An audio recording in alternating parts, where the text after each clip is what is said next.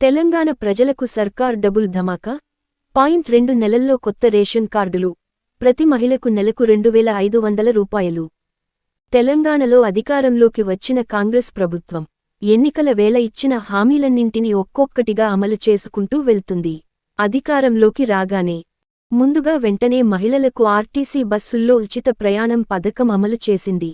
ఆ తర్వాత ఆరోగ్యశ్రీ మొత్తాన్ని 10 లక్షల రూపాయలకు పెంచింది. ఆ తర్వాత మహాలక్ష్మి పథకంలో భాగంగా పేద కుటుంబాలకు 200 యూనిట్ల ఉచిత కరెంట్తో పాటు రూ. 500లకే గ్యాస్ సిలిండర్ హామీలను ప్రారంభించారు. ఈ ఏడాది అనగా 2024 మార్చి 1వ తేదీ నుంచి ప్రజలకు ఈ 2 హామీలు అందుబాటులోకి వచ్చాయి. ఇక మహాలక్ష్మి పథకంలో మరో స్కీమ్ పెండింగ్లో ఉంది. అదే 18 ఏళ్లు నిండిన మహిళలందరికీ నెలకు 2500 రూపాయలు ఇచ్చే స్కీమ్. త్వరలోనే దీన్ని అమలు చేయబోతున్నట్లుగా కాంగ్రెస్ సర్కార్ ప్రకటించింది. అలానే తెల్ల రేషన్ కార్డుల మంజూరుకు సంబంధించి కూడా కీలక నిర్ణయం తీసుకోబోతున్నట్లు తెలుస్తోంది.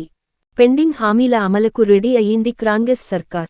ఇన్నాళ్లు ఎన్నికల కోడ్ అమల్లో ఉండటంతో పలు హామీల అమలు ఆగిపోయింది. ఇప్పుడు అది పూర్తవ్వడంతో హామీల అమలు దిశగా అడుగులేస్తోంది. పలు హామీల అమలుకు సంబంధించిన విధివిధానాలు సిద్ధం చేస్తోంది. ఈ క్రమంలో మరో 2 నెలల్లోగా అనగా జూలై, ఆగస్టు నాటికి మహిళలకు నెలకు 2500 రూపాయలతో పాటుగా తెల్ల రేషన్ కార్డుల మంజూరు ఉండబోతున్నట్లు తెలుస్తోంది.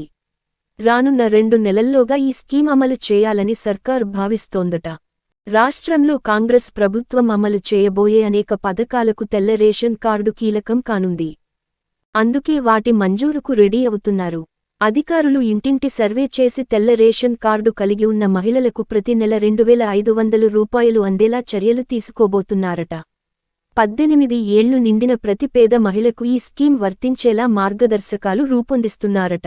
మహాలక్ష్మి పథకానికి తెల్ల రేషన్ కార్డుతో లింక్ ఉండటంతో ముందుగా కొత్త రేషన్ కార్డులు జారీ చేసి ఆ తర్వాత ఈ స్కీమ్ అమలు చేయాలని ప్రభుత్వం భావిస్తోన్నట్లు తెలుస్తోంది.